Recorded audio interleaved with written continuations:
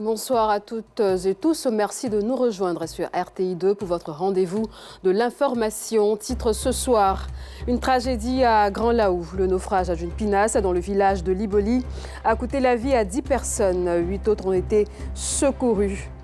Ailleurs sur le continent au Sénégal, des députés de l'opposition ont dénoncé lors d'une conférence de presse les conditions d'adoption du nouveau texte parlementaire du 29 juin.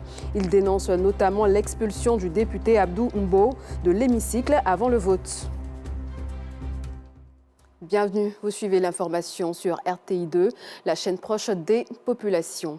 Le village de Liboli, dans le département de Grand-Laou, est encore sous le choc après le naufrage d'une pinasse survenue dans la nuit de mardi à mercredi. L'embarcation, équipée d'un moteur hors-bord, transportait 18 personnes, principalement des producteurs d'attiqués, dont des femmes, des hommes et des enfants. Le bilan fait état de 10 morts et 8 rescapés pris en charge à l'hôpital général de Grand-Laou. Georgette Idofofana et Seydou Ouattara depuis Grand-Laou.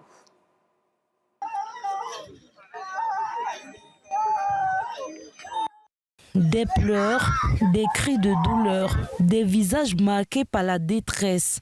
À Liboli, dans la sous-préfecture de Grand-Laou, le deuil s'est installé. Une traversée nocturne s'est transformée en tragédie. Dans la nuit de mardi à mercredi, une pinasse transportant 18 personnes a chaviré. À son bord, des femmes productrices d'attiqués revenaient de leurs activités accompagnées de leurs enfants. Le bilan fait état de 10 morts, dont 5 femmes, un nourrisson et 4 adolescents. Nous sommes partis le mardi là. Nous sommes venus à 17h. Le premier convoi, le 15, deuxième tour, ils sont partis chercher mes soeurs, ils sont revenus. C'est en route, maintenant c'est trouvé le drame. Et la jeunesse s'est mobilisée avec nos frères, tous ceux qui sont aux alentours de la lagune, ont couru pour sauver ces personnes. Ce matin, jeudi, nous avons encore poursuivi les recherches. Dieu par sa grâce, nous avons pu avoir les 5 autres qui restaient dans l'eau.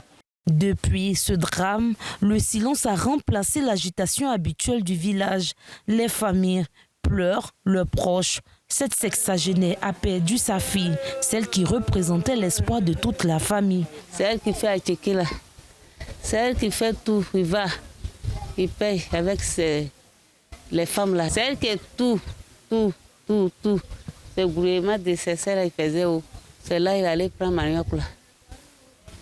Ils sont noyés. Dès l'annonce du drame, les équipes des affaires maritimes se sont mobilisées. Lorsque nous avons été informés, automatiquement nous avons dépêché une équipe par voie terrestre qui allait directement au village, mener des investigations, et une autre équipe qui allait par voie maritime pour circonscrire les lieux, pour aider la population à retrouver les différents corps.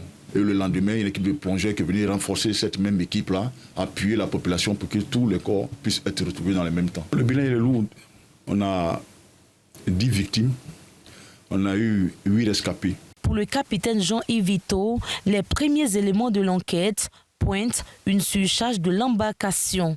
On avait une surcharge, une quarantaine de sacs de manioc et 18 personnes à bord. Ces derniers jours, il a plu abondamment. Et là aussi, dans cette zone, nous avons assez de pêcheurs, surtout les pêcheurs de crabes, qui, dans leurs activités, mettent des piquets dans les eaux. Or, avec cette montée d'eau, toute l'eau a recouvert les troncs d'arbres, les piquets. Malheureusement, cette nuit-là, l'embarcation est montée sur un tronc d'arbre. Et cela a créé une voie d'eau. Par la même occasion, il y a eu une panique à bord. Et ça a déséquilibré l'embarcation. Dans le coup, tout le monde s'est retrouvé à l'eau. Informé de la tragédie, le ministre des Sports et du cadre de vie, fils de la région, s'est également rendu à Liboli pour présenter les condoléances et la compassion du gouvernement aux familles endeuillées. Les femmes qui, dans le cadre de leur autonomie financière, ont pris rendez-vous à la mort en allant acheter du manioc à une certaine distance. Je suis venu apporter la compassion du chef de l'État, venu sur l'ensemble des membres du gouvernement, les populations de Liboli et de la zone. Adjesilas Mech s'est également rendu au chevet des rescapés admis à l'hôpital général de Grand-Laou. Il s'est enquis de leur état de santé et leur a réaffirmé le soutien du gouvernement. Nous souhaitons beaucoup de courage aux familles endeuillées. Après ce drame survenu à Grand Laou, l'actualité nous conduit dans l'univers des candidats au baccalauréat. Les résultats de la session 2026 sont attendus dans les prochains jours et dans l'attente de ces résultats, les candidats et leurs familles font face à une autre épreuve, le stress. Notre reporter Léon Brou a passé quelques instants avec certains candidats et leurs parents. Son reportage. Bouaké, quartier Bourcro. Depuis l'examen du baccalauréat, Noura attend les résultats partagés entre peur et doute. Actuellement, je me sens un peu bien, un peu stressée aussi, mais ça va. J'espère un bon résultat et puis que tout le monde soit fier de moi. L'angoisse de Noura, aussi vécue par Zoumana, un autre candidat au baccalauréat session 2026. Au début, j'ai fini de composer. Au début, j'étais un peu stressé, mais ma voisine m'a dit d'être moins stressé. Pas que les candidats qui s'impatientent, les parents aussi. Je n'arrive pas à dormir. Quand je me lève, je la regarde. Je prie que Dieu même lui donne ce bac-là cette année-là pour que j'écris de joie. Attente des résultats de fin d'année, à chaque candidat ou parent d'élève, sa méthode. J'aime bien être en communion avec Dieu, je prie. En tout cas, j'évoque mon Dieu, qu'il m'apaise. Le soir, il va jouer au ballon. Tout ça diminue le stress. Prière pour certains, jeu pour d'autres candidats. L'essentiel, c'est d'évacuer le stress. Un état d'esprit causé par les pressions familiales, selon ce sociologue de l'éducation.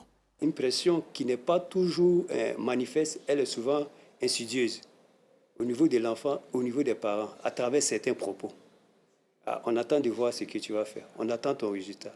Et souvent même, à la sortie nette des salles de classe, on demande c'était comment.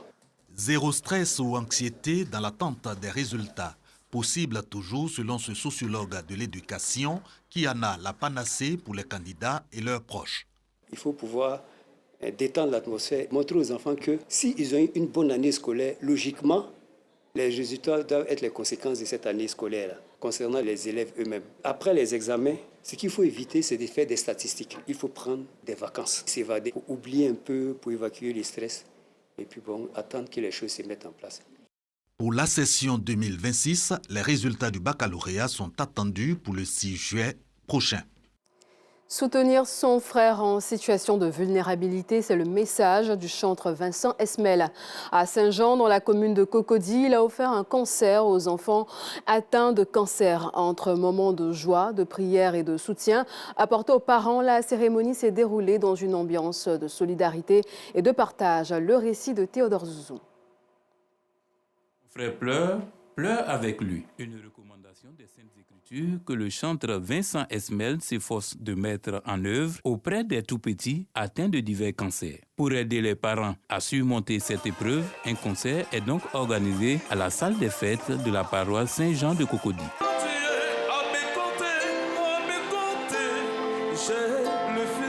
Chaque année, j'organise 2 ou 3 concerts pour aider ces parents, ces enfants qui sont venus au monde, qui n'ont personne les soutenir concernant les radiothérapies, les chimios et même les ordonnances que les parents n'arrivent pas à payer. En plus de la joie et de la gaieté procurée à ces tout-petits, le serviteur de Dieu s'est entretenu avec les parents. Nous voulons dire merci à Vincent pour tout ce qu'il fait pour nous.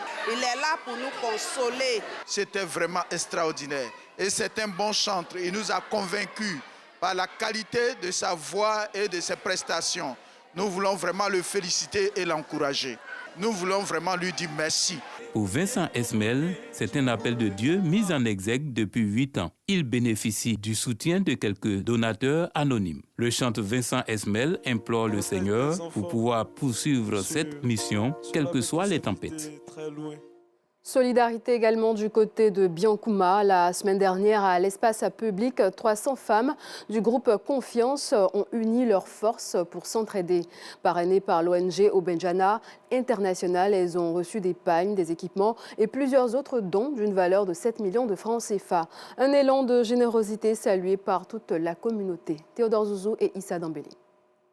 Ce sont au total 300 femmes venues de diverses communautés regroupées au sein d'une association dénommée Groupe Confiance. Ce collectif s'est constitué dans un objectif d'entraide et de solidarité. C'est une association qu'on a mise en place pour se venir en aide les uns et les autres en cas de difficultés, moyens financiers.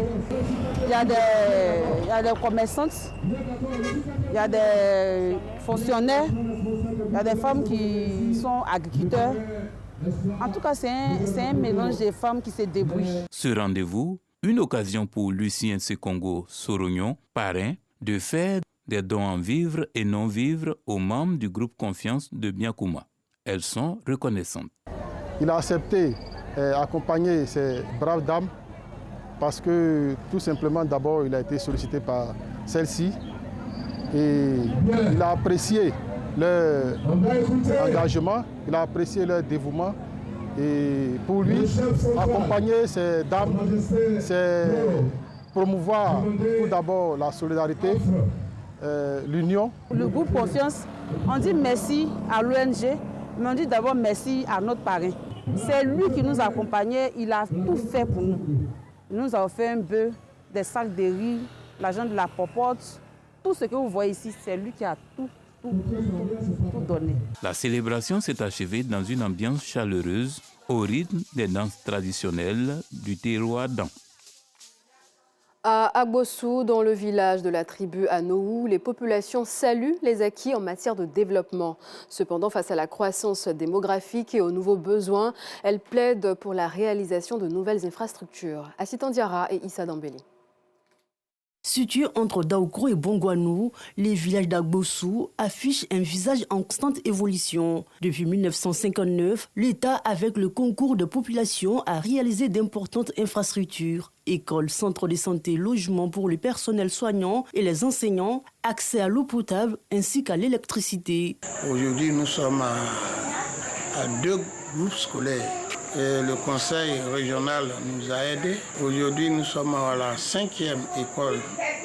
C'est encore fait par le conseil régional. Nous sommes en train de construire avec des gens de bonne volonté une école maternelle.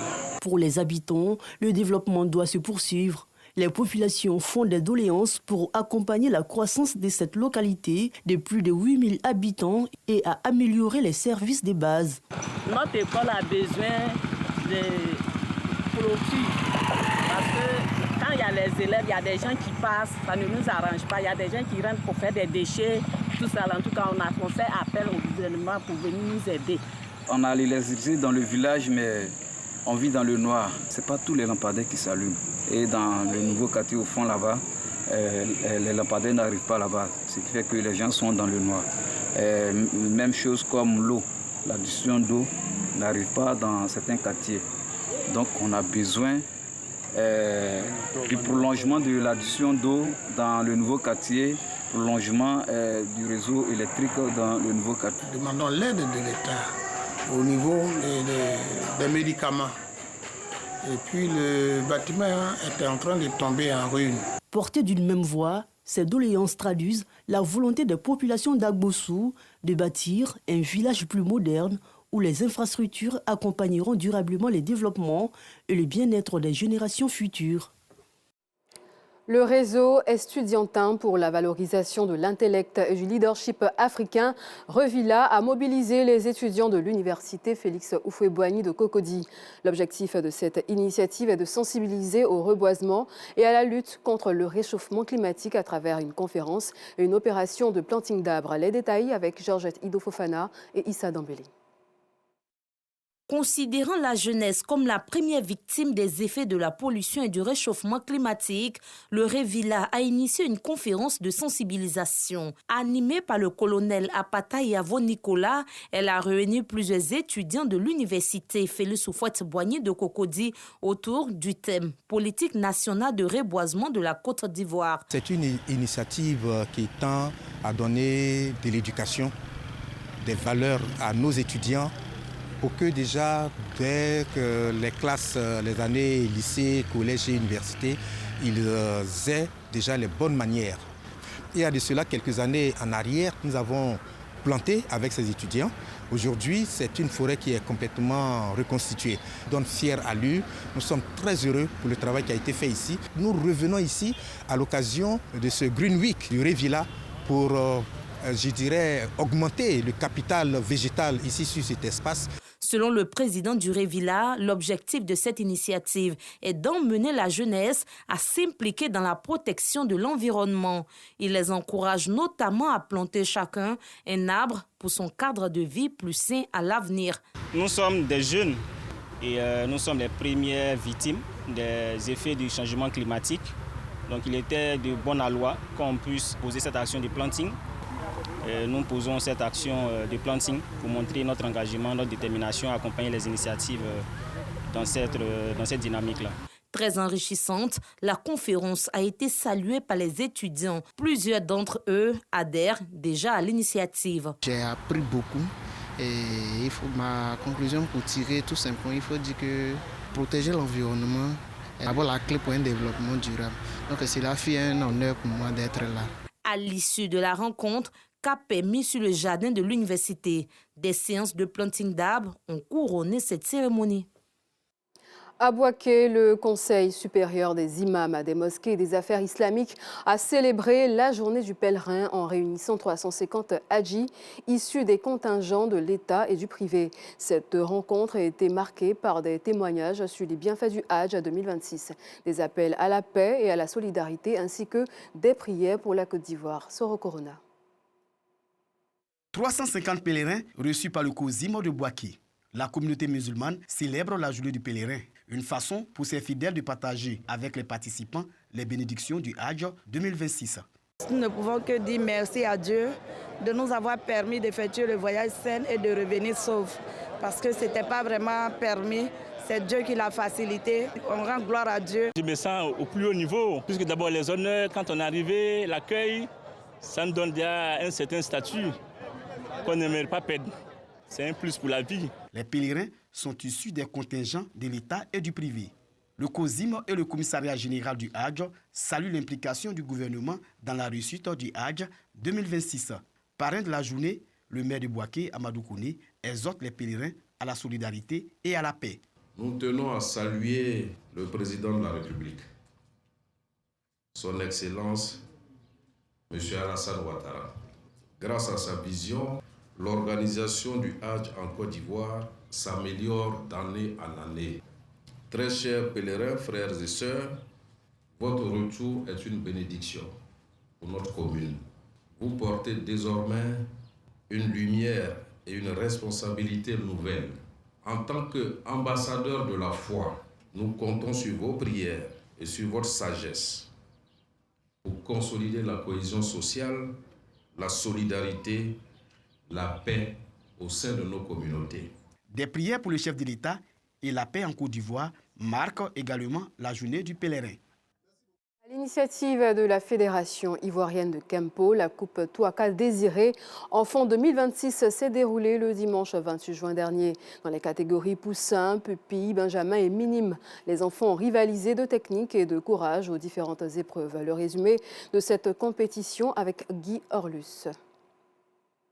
Dans les catégories poussins, pupilles, benjamin et minimes, ces enfants Kempoka font démontrer leur acquis dans les épreuves de Tao, à main nue et comité à l'occasion de la compétition nationale enfants dotée de la Coupe Grand Maître Touaka Désiré. En individuel et par équipe, filles et garçons se sont surpassés en vue de se hisser sur la plus haute marche du podium. Au classement général des Tao Kata, Kempo Club Fendi se hisse à la première place avec 17 médailles, suivi de Kempo Club Benjerville avec 15 médailles et Kempo Club Akekwa termine la marche avec 10 médailles. Au classement général des Kempo Club Benjerville recorde 14 médailles, Kempo Club Fendi comptabilise 11 médailles et Kempo Club Akekwa boucle avec 5 médailles. C'est satisfaisant et l'apprentissage continue.